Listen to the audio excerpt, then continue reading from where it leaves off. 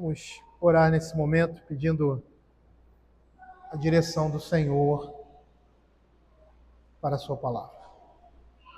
Senhor, nós queremos, nesse momento, que o Senhor fale ao nosso coração, que o Senhor fale profundamente, Senhor Deus, a cada um aqui, que a tua palavra, Senhor, penetre e instrua-nos, ó Pai. Esteja também nos consolando, Senhor. Que o Senhor, ó Pai, alcance aqui, o teu Espírito alcance, Senhor Deus, o coração do teu povo, Pai. É o que nós pedimos e é o que nós desejamos. Queremos sair daqui alimentados, Pai.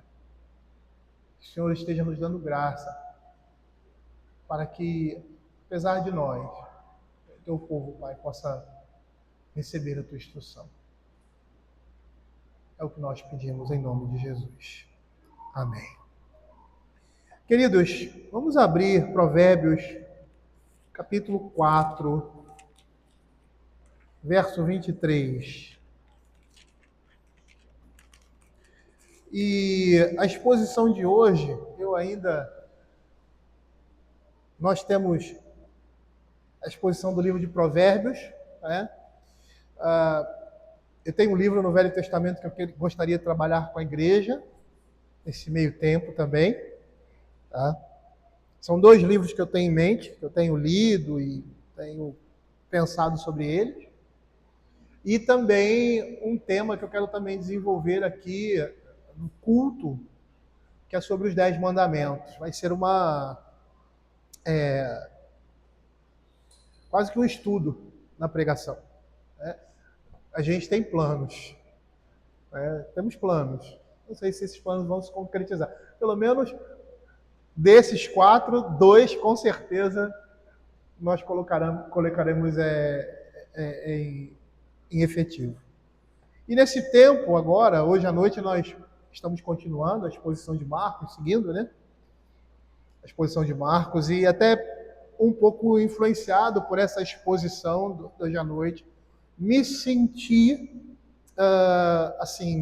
levado a falar sobre esse tema aqui de Provérbios 4, 23, porque foi também algo que nós falamos anteriormente, nas pregações anteriores ao retiro do Carnaval. E essa exposição que nós vamos fazer assim, temática, né? Ela faz parte de uma série de pregações que eu fiz em 2016 em Porto Velho, em um congresso de jovens, sobre os desafios da juventude. Tá? E era juventude e coração, é o que nós vamos falar sobre hoje, né? Vamos falar sobre o coração. Tá? Juventude e sabedoria, juventude e a ética nos estudos de trabalho, e juventude, causa e efeito, consequências e futuro. Todas voltadas para o livro de Provérbios. Provérbios e Eclesiastes também. E eu achei por bem, alinhando também a temática da pregação da noite, tocar sobre essa questão que Provérbios 4, verso 23 fala. Sobre tudo o que se deve guardar, guarda o teu coração, porque dele procede as fontes da vida. O coração pode significar muitas coisas, né? Pode se referir ao órgão do nosso corpo, na cavidade torácica ali, que recebe o sangue e as veias que pulsam e impulsionam as artérias. Entretanto, você vai perceber que na Escritura nos referimos ao coração não nesse sentido, mas no sentido figurado. É figurado por quê? Porque o coração é o centro da vida, não é? E nessa imagem de centro da vida, você tem o centro da vida como a alma do homem. Então, quando nós olhamos, por exemplo, essa expressão da Escritura, nós vamos ver que ela é bastante complexa, apresentando vários significados que vão traduzir o cerne, ou seja, o âmago, o íntimo do ser humano. Aquilo que pulsa dentro dele. Então, dessa forma, nós temos como significação de coração a parte mais íntima de um ser, o berço dos sentimentos, das emoções, do afeto, do ânimo e da coragem, segundo o dicionário Ruais, definindo essa palavra. A Bíblia também fala de coração como o lugar dos desejos, das emoções, das paixões, o centro e o lugar da vida espiritual de um homem. O coração ele vai se referir na Escritura à alma ou à mente do homem como fonte e lugar dos pensamentos, paixões, desejos, apetites, afeições, propósitos, esforços. O dicionário da Bíblia diz que o coração, no sentido figurado, é a sede do intelecto. Como nós vemos lá, Moisés, em Gênesis capítulo 6, verso 5, usando dessa forma. Viu o Senhor que a maldade do homem se havia multiplicado na terra e que era continuamente mal todo o desígnio do seu coração. A sede do intelecto. Mas também a Escritura vai mostrar que ele é a sede dos sentimentos. Lá em 1 Samuel, capítulo 1, verso 8, a Escritura usa essa expressão desse jeito, quando fala a seguinte frase: então Eucana, seu marido, lhe disse: Ana, por que choras e por que não comes? Porque estás de coração triste. A sede do sentimento, mas também a sede da vontade. E o salmista lá no Salmo 119 vai usar essa expressão dessa forma, quando ele diz assim no verso 2: bem-aventurados os que guardam as suas prescrições e o buscam de todo o coração. Nós poderíamos dizer, isso é simples, né, para nós, que o coração representa o homem interior. E é muito interessante como o senso comum difere ou classifica essas coisas, né? Diferindo razão e coração, fazendo diferenciação daquilo que é feito à base da emoção, do sentimento, sem pensar muito das consequências, em oposição àquilo que se faz depois de pensar sobre algo e de agir de forma sensata, ponderando todas as coisas. Esse diferenciar de razão e emoção não representa uma diferenciação precisa, pois tanto aquele que age pela emoção não pensa direito no que vai dizer, quanto aquele que age pela razão, ou seja, pensa em todas as consequências, está agindo a partir da mesma fonte que é o coração humano. Mas todos esses significados, queridos, vão apontar para o que é mais íntimo e profundo do ser humano, a sua alma, o seu ser. A Bíblia vai dizer que o coração é enganoso e desesperadamente corrupto, diz Jeremias, capítulo 17, verso 9, e diz que ele é mais enganoso que todas as outras coisas. E diz que o homem não o conhece em sua plenitude, quando ele diz assim: enganoso é o coração mais que todas as outras coisas, e desesperadamente corrupto, quem o conhecerá?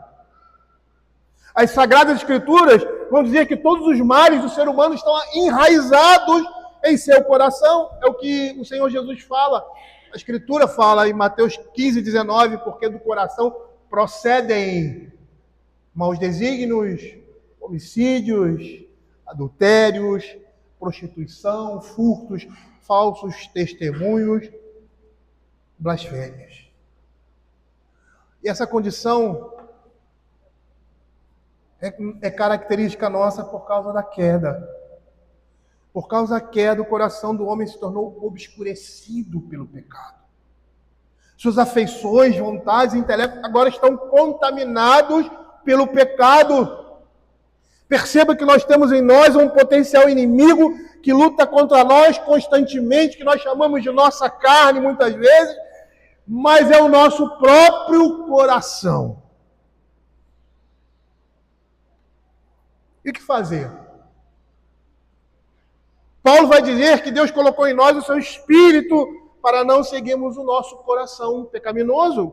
Lá em Gálatas, capítulo 5, 17, porque a carne milita contra o espírito contra a carne, porque são opostos entre si, para que não façais o que porventura seja do vosso querer, da vossa vontade ou do vosso coração. Perceba aqui que esse vosso querer representa a vontade do homem, que contraria a vontade de Deus, que vem do seu íntimo, do seu ser, do seu coração. E aí nós poderíamos dizer que as obras da carne são as obras do nosso coração. E Paulo, em Gálatas, capítulo 5, versos 19 a 21, ele vai acrescentar outros pecados à lista de Mateus, capítulo 15, quando ele diz que as obras da carne são prostituição, impureza, lascívia, idolatria, feitiçaria, inimizades, porfia, ciúmes, iras, discórdias, dissensões, facções, invejas, bebedices, glutonaria e coisas semelhantes a essa. E nesse contexto aqui, o conselho de Salomão ao seu filho é que ele deveria guardar o seu coração sobre tudo o que se deve guardar. Guarda o teu coração, porque dele procede as fontes da vida. Eu estava vendo, eu gosto de ver filme, né? Ainda mais policial. Filme policial e de guerra. Eu estava vendo um filme policial, e aí o bandido lá, rico, ele pega e guarda documentos importantes, dinheiro e outras coisas mais, que estava envolvido em um conflito, queria gerar uma guerra, num cofre. E coloca no cofre, tranca o cofre. Porque aquilo é valioso. Porque aquilo não pode cair em mãos erradas.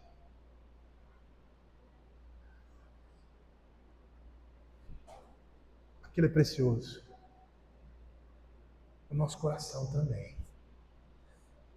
Guarda o teu coração, porque dele procedem as fontes da vida. O que a Escritura, o sábio Salomão, quer dizer com essas palavras? O vocábulo aqui, guardar, no original, era usado para se referir a uma vigilância que se devia manter para se ter alguém sob custódia, ou seja, um controle de alguém, ou seja, um controle de um prisioneiro.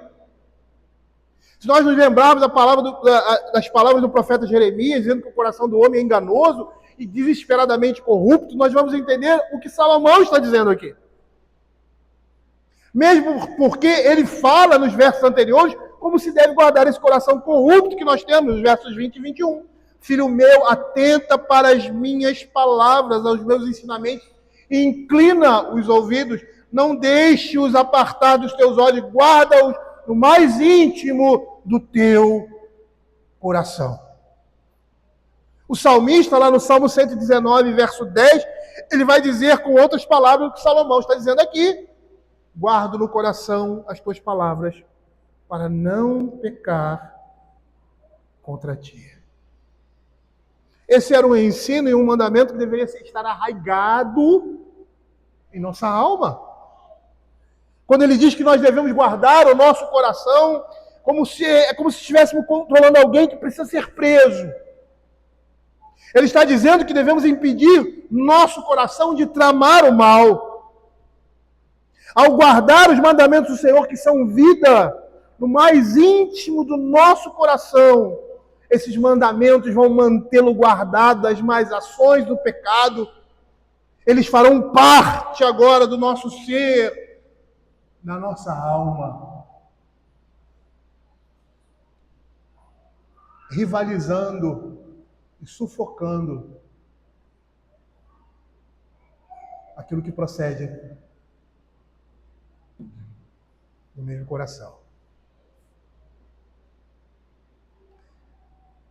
A Escritura está dizendo porque dele procede as fontes da vida.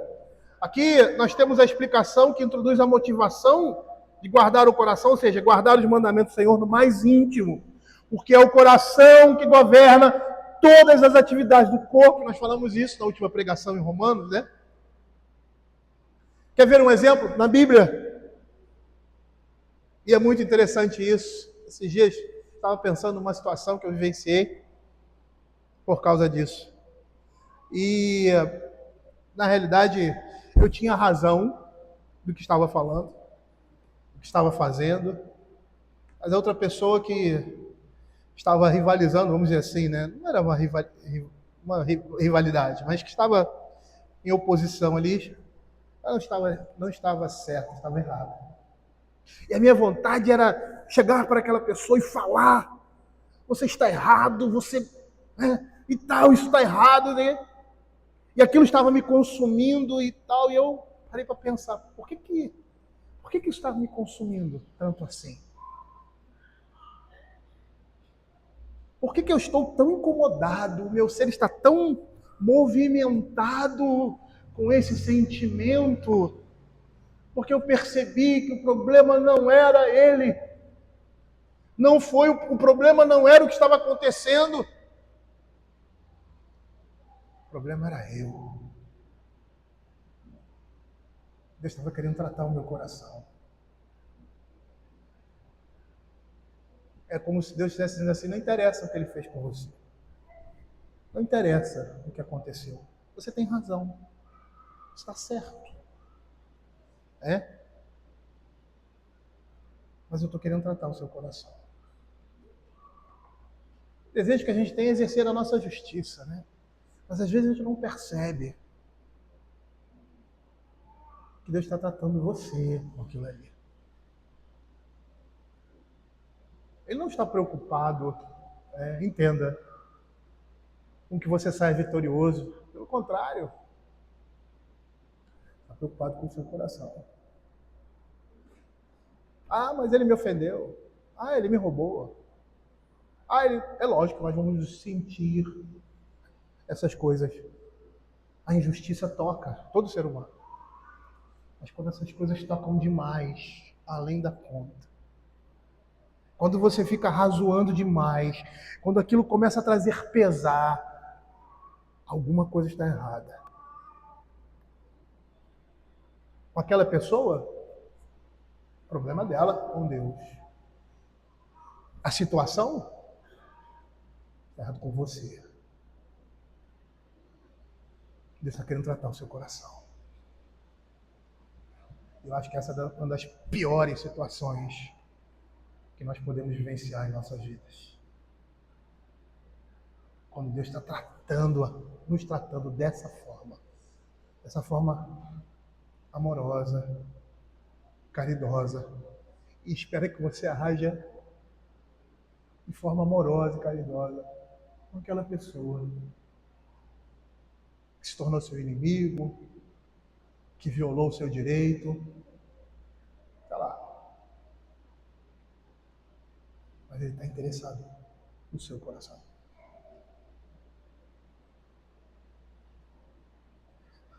Dois exemplos de que muitas das nossas ações, boas ações, escondem por trás de nós um coração corrompido. Um é de Judas. Conhece aquela passagem de Judas? Que uma mulher joga um perfume caríssimo no Senhor Jesus, e Judas se preocupa ali e fala assim, não, olha, eu podia ter pego esse perfume e dado aos pobres, e ele era o responsável pela sacola, né? Pelo que eles recebiam, as ofertas que eles recebiam, mas ele não estava preocupado com os pobres, ele estava, como diz a Escritura, ele estava preocupado consigo mesmo, porque ele era um ladrão e arrancava da bolsa o que recebia. Mas ninguém sabia disso. Ninguém desconfiava. Ninguém sabe. Né? E a fala dele poderia ser uma fala, você tem razão. Né? Humanamente falando, né? O próprio Jesus o criticou, dizendo que ele era mais importante do que os pobres ali naquela situação. E que aquilo que ela estava fazendo era mais louvável do que vender e dar aos pobres. Estava fazendo para a sua sepultura e isso ficaria para a memória dela. Veja como muitas vezes a nossa lógica não é a lógica divina. Ele diz, os pobres, vocês sempre têm na presença de vocês. Mas comigo é diferente.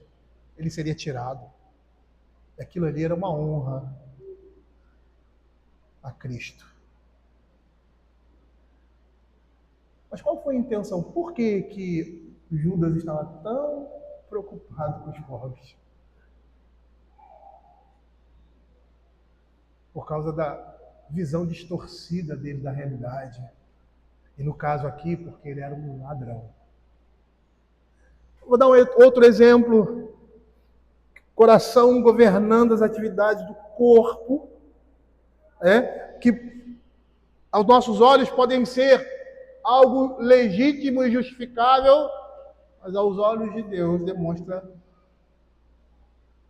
o pecado do nosso coração. O jovem rico, ele chega diante do Senhor Jesus: Senhor, o que eu devo fazer para herdar o reino de Deus? É algo que estamos sempre, vamos dizer assim, perguntando, né? Não é uma pergunta que nós fazemos, mas é uma direção que nós sempre estamos caminhando. Eu preciso fazer determinada coisa para agradar ao Senhor.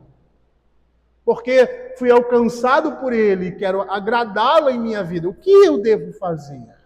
É mais ou menos o que nós estamos vendo aqui. E o Senhor viu naquele jovem tanto sinceridade como hipocrisia. Olha a nossa sinceridade hipócrita aí. E ele começa a dizer: eu faço isso, eu faço aquilo outro, eu sigo a lei, o que eu preciso fazer mais? É interessante que ele tem a noção de que ele precisava fazer mais. E o mais dele era completamente diferente do mais que o Senhor Jesus apresentou para ele. Ele diz: é simples. Esse é simples, é inferência minha, né? É simples. Vai, vende tudo que tem, dá aos pobres, terás um tesouro no céu. E aí ele saiu triste. Por quê? Porque o coração dele não era do Senhor. O coração dele estava nas riquezas. Estava naquilo que ele possuía. Veja como o coração aqui está governando as ações, as atividades do nosso corpo. E veja como ele é enganoso. A palavra fonte, porque dele procede as fontes da vida. A palavra fonte, em sua acepção, significa fonte como saída das atividades do corpo. Os antigos atribuíam as funções do corpo ao coração. Aqui em Provérbios nós vamos ver, eles atribuíam ao coração as expressões faciais, o coração alegre como fonte, formoseia o rosto, mas com a tristeza do coração o espírito se abate. Veja que as expressões faciais mostram o íntimo do nosso coração. A língua também demonstra o nosso coração. O homem prudente oculta o conhecimento, mas o coração dos insensatos, a fonte, proclama a estultícia. Provérbios 15, 28, o coração do justo medita o que há de responder. Ele é a fonte aí, Mas a boca dos perversos transborda a maldade. Ou seja, as funções do corpo são atribuídas ao coração. Todos os membros do nosso corpo estão debaixo desse comando. Provérbios 6,18, o coração que trama, planeja para execução projetos iníquos, pés que se apressam para correr para o mal. Ou seja, é o coração que trama esses projetos e os executa por meio do corpo. É interessante que fontes aqui no plural pode estar se referindo a muitas e diversas questões da vida manifestadas nos membros do nosso corpo. Essa metáfora sugere não apenas que a vida tem suas fontes no coração, mas também que a direção que ela toma, ela é determinada por ele, ou seja, pelo coração. E a vida aqui, nessa estrutura, porque deles procedem as fontes da vida, nessa estrutura pode representar o efeito produzido, ou seja, do coração procede vida. É muito interessante a tradução latina, da Vulgata desse texto, diz assim: guarda o teu coração com toda diligência, vigilância, porque dele próprio, ou seja, do próprio coração, procede a vida. E essa vida, ela é moral e espiritual, porque o agente é a palavra do Pai, a palavra de Deus. O coração que vivifica e controla o corpo deve, obviamente, ser impedido de tramar o mal, ou seja, os desejos pecaminosos, a lascívia, a raiva, a avareza, a malignidade, a presunção, o orgulho, impurezas, pensamentos torpes. E é isso que diz Mateus capítulo 15, verso 19. Do coração procedem, ou seja, é a origem de todas essas coisas. E aí se pergunta, e foi essa pergunta que eu fiz para aqueles jovens ali em Porto Velho: você tem freado o seu coração? Você tem freado o seu coração enganoso ou tem deixado que ele reine sem oposição alguma? Você percebe que dentro de si há algo que você precisa subjugar constantemente, que são os desejos do seu coração? Seus pensamentos são peneirados pelo Espírito que habita em você? Ou, como diz a Escritura, você tem feito o que é do vosso querer? De acordo com Delite, essa metáfora sugere não apenas que a vida tem suas fontes no coração, mas também que a direção que ela toma é determinada por ele. Nós vimos, alguns domingos aí, Romanos 8, 13, por se ver segundo a carne caminhais para a morte, mas se pelo Espírito mortificardes os feitos do corpo, certamente vivereis. Perceba aqui que para se ter vida, Deus determinou um meio infalível. E que meio é esse? A mortificação dos feitos do coração, ou seja, dos feitos do corpo. O corpo aqui seria o instrumento que o pecado inerentemente em nós usa para expressar, é o meio pelo qual os desejos do nosso coração usam para se expressar. E Paulo diz isso: não reine, portanto, Romanos 6, 12, 13, o pecado em vosso corpo mortal, de forma que obedeçais às paixões, mas ofereçam os seus membros como membros de justiça e não de iniquidade.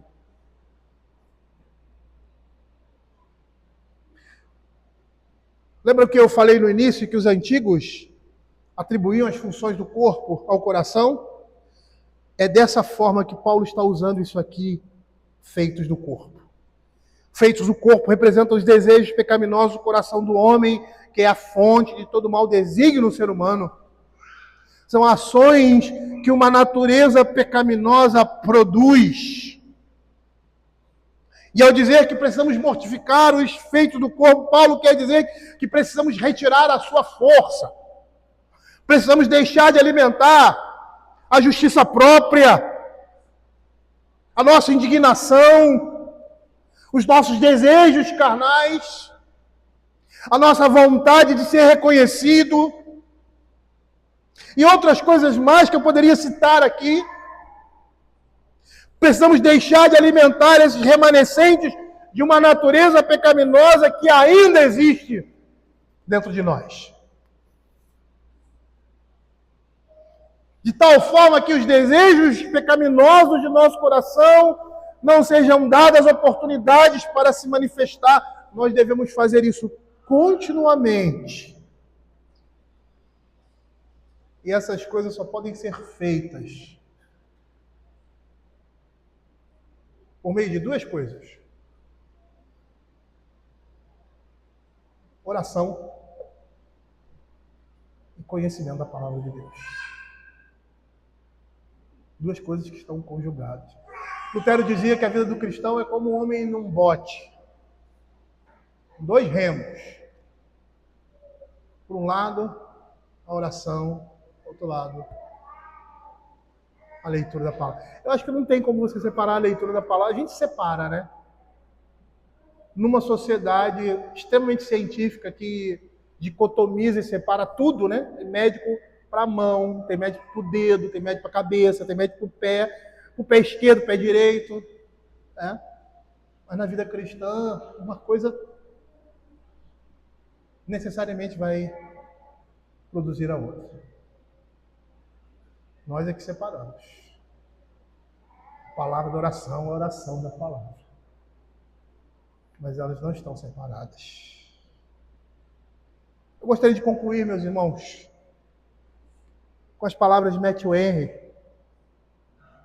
Ele diz que nós devemos conservar um zelo santo sobre nós mesmos e manter uma vigilância rígida, consequentemente, sobre todos os caminhos da nossa alma. Para não sermos muitas vezes como Judas, que estamos enganando, ou o jovem rico, estamos sendo enganados por nós mesmos. Guardar os nossos corações é impedir que firam e que sejam feridos. É interessante isso, que Matthew Henry fala. Isso não é minha fala, não. Pode até parecer, né? A maneira como eu falo. Mas é o que Matthew Henry diz. Impedir que firam é a coisa que a gente mais faz.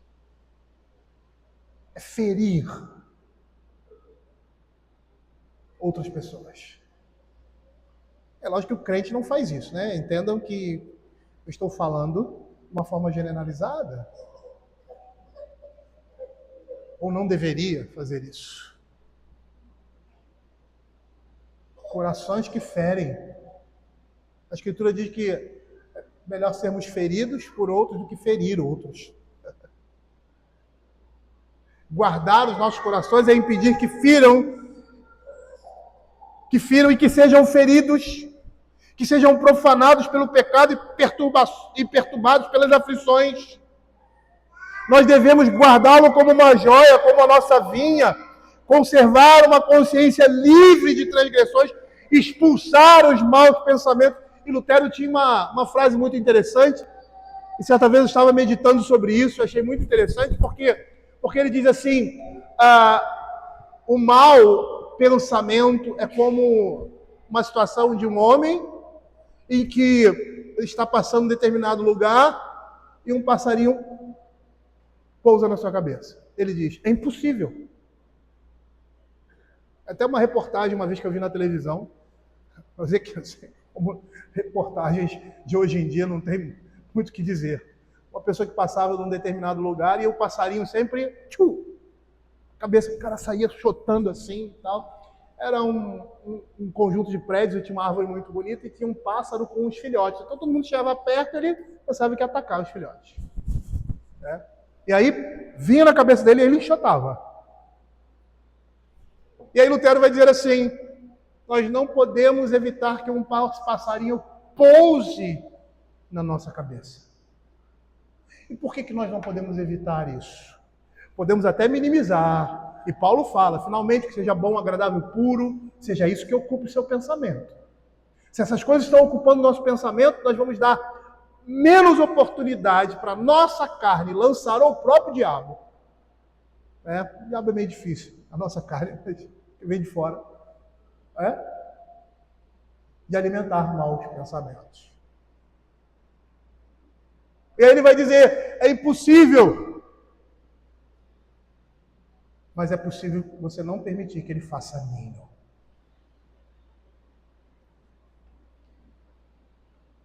Os maus pensamentos vão vir, por quê? E sempre quando vier, você viu ali o sapato daquela irmã, vê feio, né? Lembra disso. Maus pensamentos, pecado. Poxa, fulano, olha só como ele melhorou de vida e eu não saio disso. Pecado. Pecado.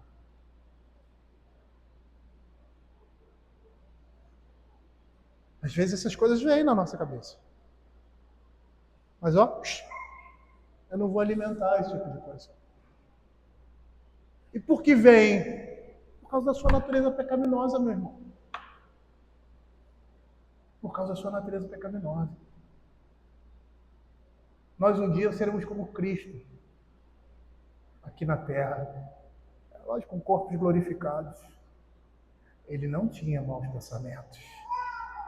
Você já imaginou o que é você não pensar mal de ninguém, nem de você mesmo? O ser humano é essencialmente um ser que remete juízos. Isso não é ruim. Não é ruim. É uma condição da natureza humana, a inteligência do homem. Nós fazemos isso todo o tempo, e às vezes sem perceber. Agora perceba que se todo juízo que nós formularmos seja puro e santo, olha que a respeito dos outros, a respeito de uma situação, a respeito de nós mesmos.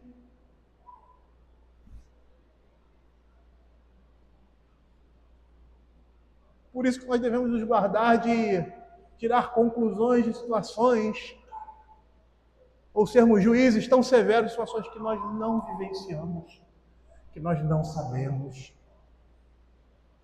nós desconhecemos. Foi noticiado, foi falado, até mesmo se você ouvir as duas partes. Se eu não sou juiz, eu fujo. Se eu for o juiz daquela situação, eu vou ter que julgar. E aí eu vou ter que pedir sabedoria ao Senhor. Mas se eu não for, guardo aquela informação. Estou vendo ali, estou vendo aqui, vamos guardar, vamos ver lá na frente.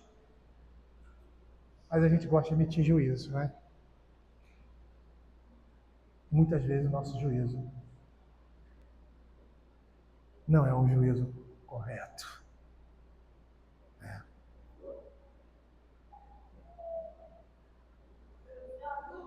A Escritura diz: guardá-lo com todo cuidado.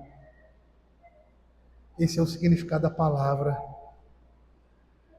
Há muitas maneiras de guardar as coisas, com cuidado, pela força, pedindo ajuda.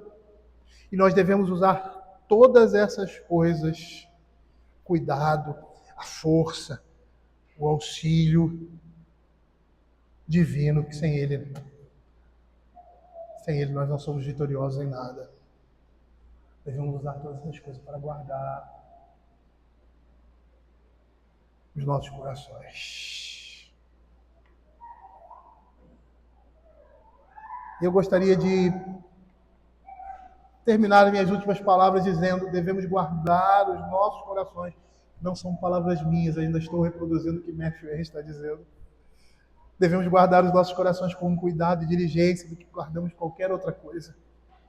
O coração que vivifica e controla o corpo deve, obviamente, ser impedido de tramar o mal. Eu gostaria de terminar essa nossa exposição com dois textos da Escritura.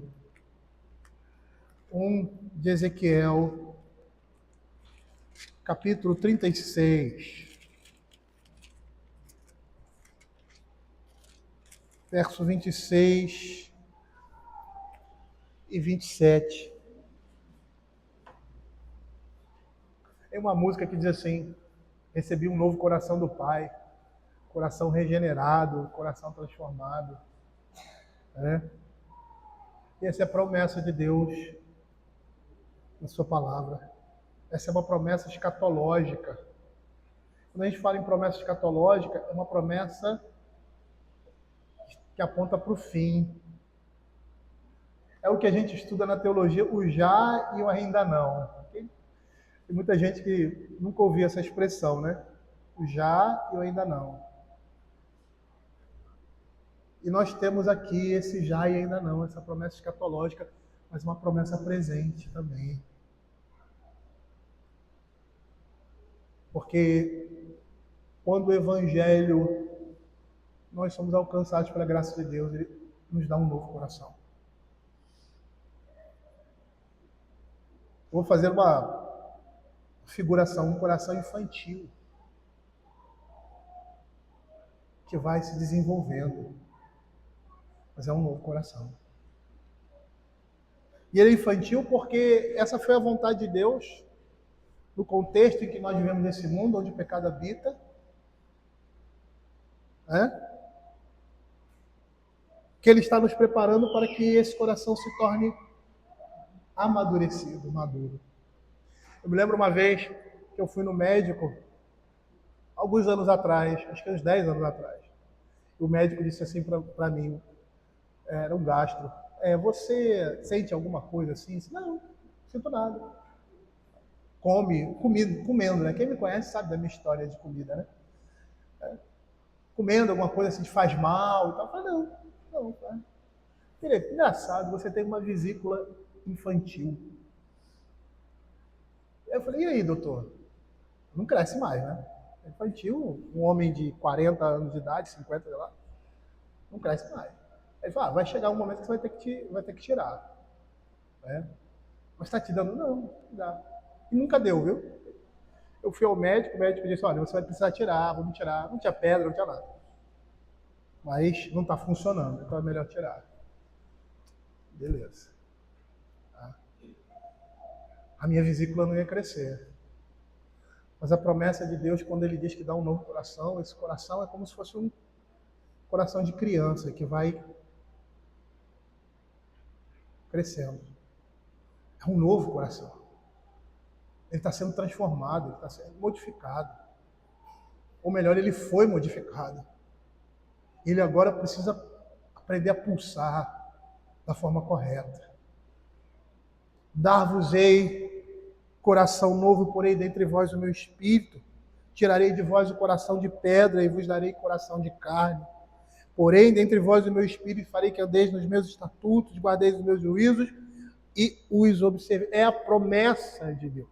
Só que essa promessa ela está ligada a uma outra, tá? Que está diretamente ligada, dizendo que haverá um momento na nossa vida em que jamais iremos pecar, porque temos um completo coração, temos um novo coração. É uma nova natureza agora que está se formando e ela precisa ser alimentada. Ela precisa ser cuidada para que ela possa desenvolver, crescer. E quem está dando crescimento é Deus, mas Ele está usando o seu Espírito para fazer isso e o nosso trabalho. Porque o coração novo traz uma vontade nova, um desejo novo, uma nova disposição.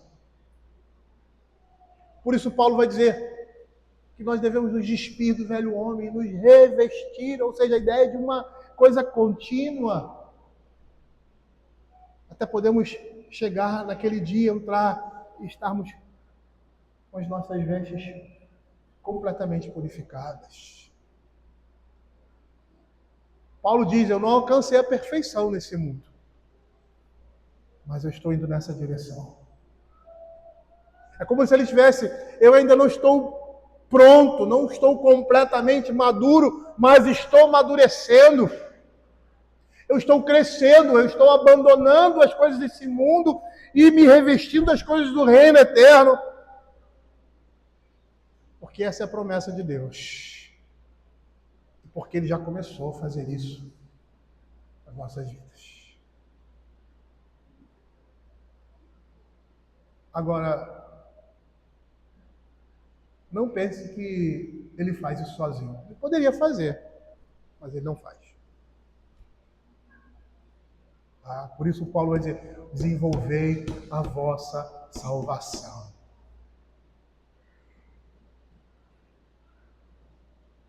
Você que é pai, acho que uma das experiências mais marcantes na minha vida, eu acho que foi a mais marcante, foi eu ter me juntado, me casado e eu ter tido filhos. Essas duas experiências me aproximam de Deus de tal forma que eu não consigo mensurar. De Deus da sua obra nas nossas vidas. Como pai, eu precisava ensinar os meus filhos Coisas simples. A jogar bola, por exemplo. Quem que estava jogando bola? Era ele. Mas quem que estava ensinando? Quem que estava orientando? A andar de bicicleta. Quem que estava andando de bicicleta? Mas quem que estava segurando a bicicleta? Se eu não tivesse segurando a bicicleta, se eu não tivesse ali instruindo, ele não ia aprender. Eu tinha um colega adolescente, todo mundo zoava da cara dele porque ele tinha 18, 17, 16 anos e não sabia andar de bicicleta.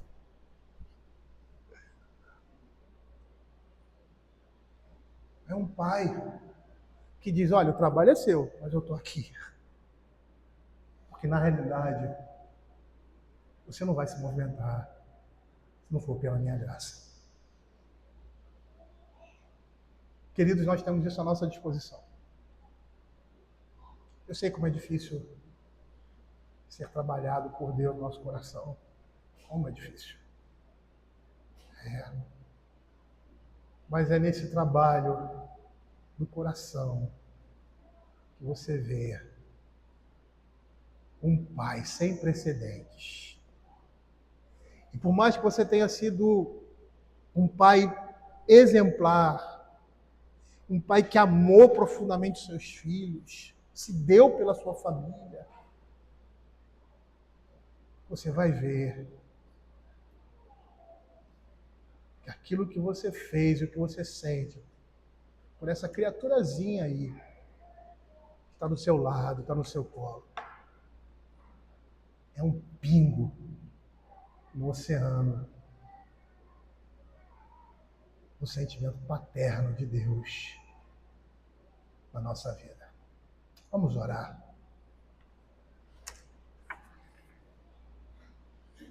Senhor, nós queremos te agradecer pela tua palavra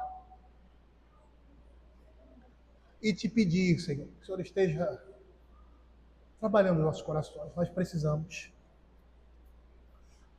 ser humilhados,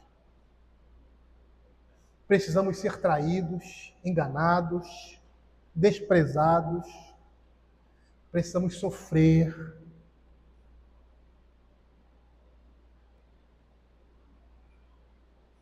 Para aprender o amor de Deus em nós.